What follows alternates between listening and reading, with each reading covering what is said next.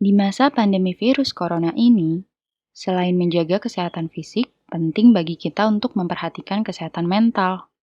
Rasa cemas dan gelisah adalah beberapa hal yang menjadi dampak dari mewabahnya virus corona.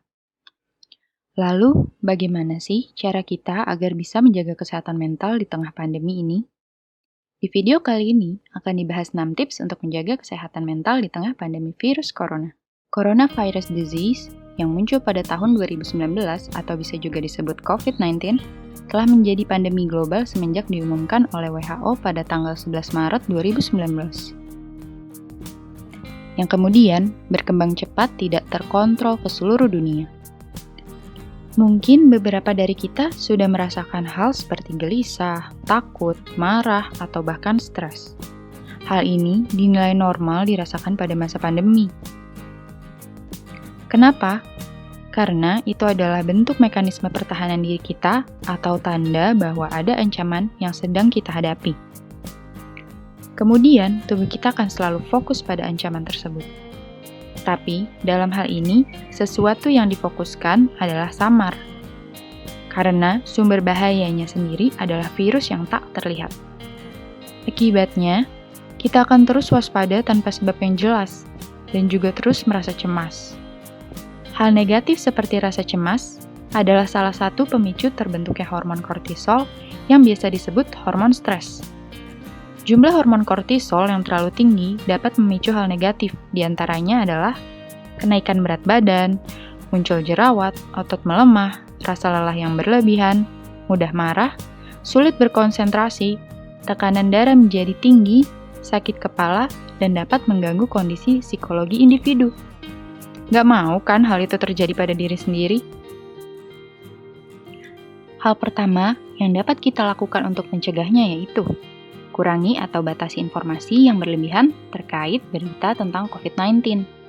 Coba deh hitung, berapa banyak informasi atau berita yang beredar mengenai corona di grup aplikasi pesan kamu? Pasti lumayan banyak kan? Berita yang kita dapat dari teman atau keluarga tersebut belum tentu benar loh. Dan nggak menutup kemungkinan berita tersebut adalah hoaks. Dampaknya bukan merasa tenang, tapi kita malah bisa jadi lebih panik dan juga cemas. Kita harus lebih berhati-hati dalam menerima informasi dan pastikan berita yang kita dapat berasal dari sumber-sumber yang terpercaya. Yang kedua, tetap menjaga komunikasi dengan keluarga dan teman dekat. Di rumah aja bukan berarti membuat kita menjadi makhluk antisosial. Kita bisa saling bercerita dan mendengarkan perasaan atau suasana hati sesama anggota keluarga. Selain itu, kita dapat memanfaatkan teknologi untuk berkomunikasi dengan teman atau kerabat secara online dan saling berbagi berita baik. Hal ini bisa membuat suasana hati kita menjadi nyaman dan lebih tenang. Yang ketiga, terapkan pola hidup sehat. Hal ini dilakukan dengan cara makan makanan bergizi seimbang, jaga pola tidur minimal 6 jam sehari, dan berolahraga secara teratur. Meski berada di rumah, kita juga harus tetap aktif kan?